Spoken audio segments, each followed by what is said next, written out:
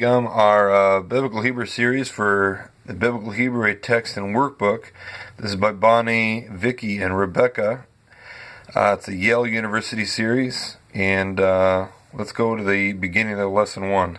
So lesson 1 is basically going to be talking about the Dagesh forte, finding the root, understanding what a vav conversive is, analyzing verbs, knowing what the stem, the form, and a person, gender, number, as well as word order, how words work in a sentence.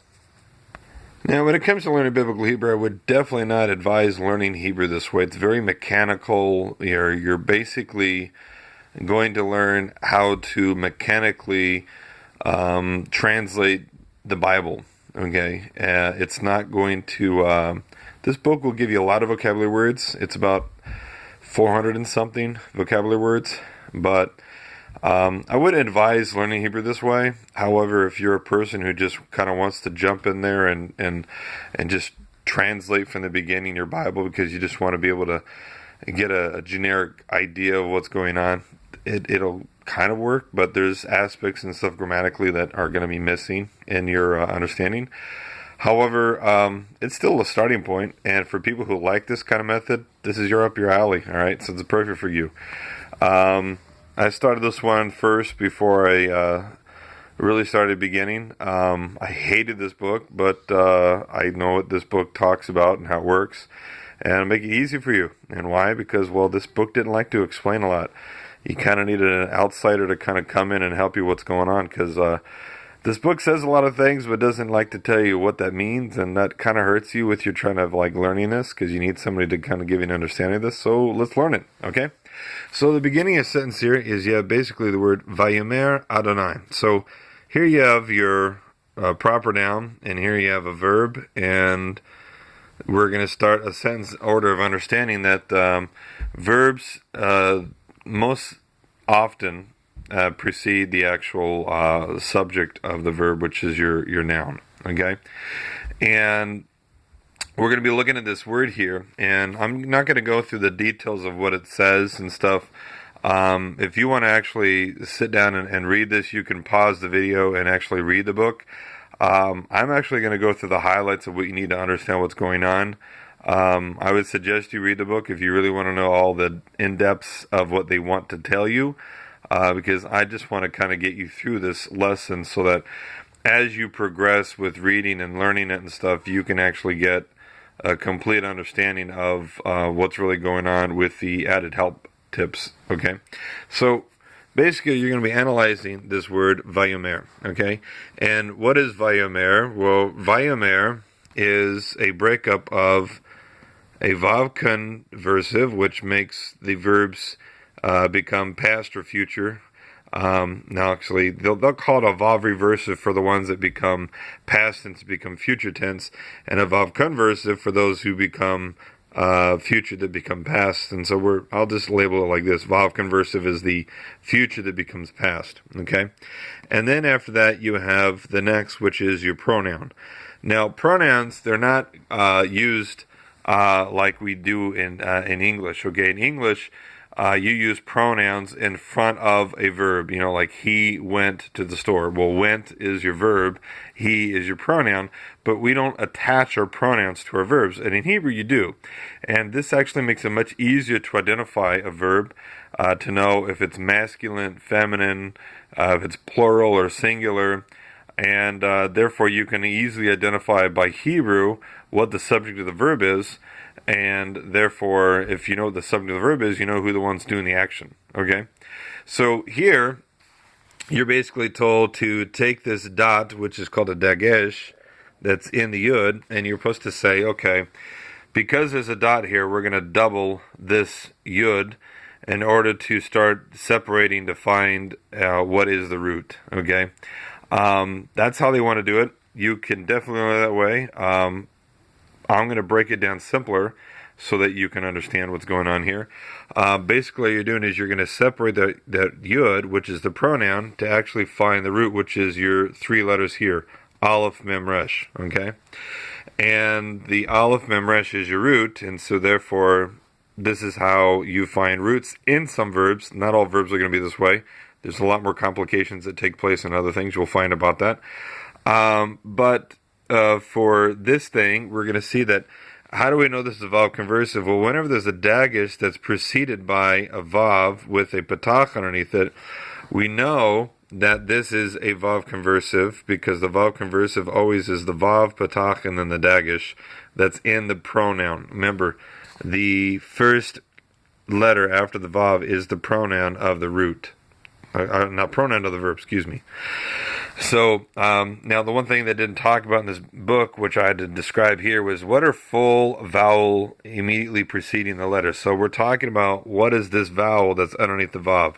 If it's a hirik, a kamatz, a patach, a kibbutz, a tzirei, or a sigul, these are called whole, full vowel vowels. And so therefore, if you see that, and then you see a dagesh, remember the dagesh is that little dot right there that's in the yud, right there, boom. That dagesh makes it a dagesh forte, okay? And they call that a strong dagesh, and it has a doubling effect. So this is what happens when you say vayomer. It sounds like you're saying the yud, vayomer. It sounds like the yud's kind of doubled, okay? Now, in this part here, which I've already explained what the dagesh forte is, you know that the dagesh forte is always connected to a verb. And so they give you a list. They say basically, we know that the verb's a verb, and the subject of the verb is the yud. Remember, we went over here and we looked at the word vayomer, and that's the yud. The yud is your pronoun. Because whenever you have future verbs, you're always going to have the pronoun in the front. When you have past tense verbs, your pronoun's going to be at the end. And so this is kind of why I didn't like this way of setup, because you should have at least a chart to look at, you know, those things beforehand, and instead of blindly going through and just having accept that the yud means masculine, and it's third person, and it's singular, and that's kind of the hard part of this. But nevertheless, that's how this book works. So we've already identified the vav as a vav conversive, which makes the future a past tense translation. We know that the yud is the pronoun, so we have to understand that yud is the third person masculine singular form, which means we say he when we're translated. So vav stands for the word and, yud stands for the word he, and then of course now we have the root, which is amar. And here you fill in the blank that amar is the stem called pal or kal. Kal is the binyan, the chart that you use for identifying, which is at the back of the book, and I'll show you that real quick. Okay, so here's your pal charts here, and you basically have three possibilities in this part. This is for the strong verbs. You got other verb forms, and of course this is telling you exactly how the past tense used, how the future tense written, and of course how you have the imperative, which is your command forms, and your participles, which is your present tense, and your infinitives down here, okay? So the stem basically means what is the verb chart you're going to be using, okay? So that verb chart depends on the actual type of verb you're using. Is it a call, a he feel, is it causative, is it nifel, which is passive? That's your binyan chart, okay? The form, this tells you what kind of stuff is it. Is it future, if it's prefix, or if it's affix? If it's prefix, we know that it's a future, so it's a future word, it's a future tense. If it's an affix, we know it's a past tense. And of course, your person, gender, number is going to be based upon what that prefix is. Well, okay, if that's a tav or a yud, it's going to determine whether it's feminine or masculine.